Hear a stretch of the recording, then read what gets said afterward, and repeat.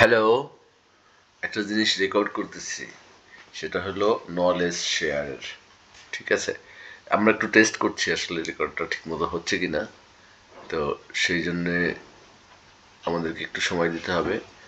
তো বেসিক্যালি আমরা যেটা চাচ্ছি সেটা হলো যে অ্যারাবিক ল্যাঙ্গুয়েজটাকে কিভাবে স্টেপ বাই স্টেপ শেখা যায়, যাতে কারো কোনো অসুবিধা না, একদম সহজ বাংলা ভাষায় সুন্দর করে।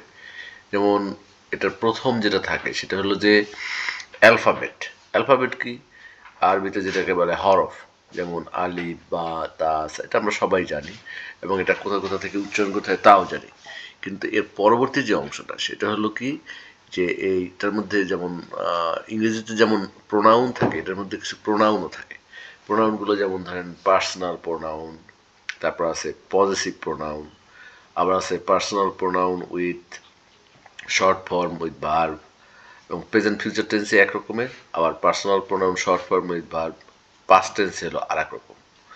ঠিক আছে, এছাড়া আরও একটা বেসিক জিনিস আছে আরবিক গ্রামারের মধ্যে, সেটা হলো ইউজ অফ নাউন। নাউনকে আরবিক ভাষায় বলে হলো ইসম। আর একটা আছে ভার্ব, যেটাকে আরবিক ভাষায় বলে ফেল। আর একটা আছে হলো হরফ, যেটাকে আমরা আরবিক ভাষায় হরফ বলে, কিন্তু আসলে প্রিপারেশন বা অন্য কিছু, প্রিপোজিশন বা অন্য কিছু।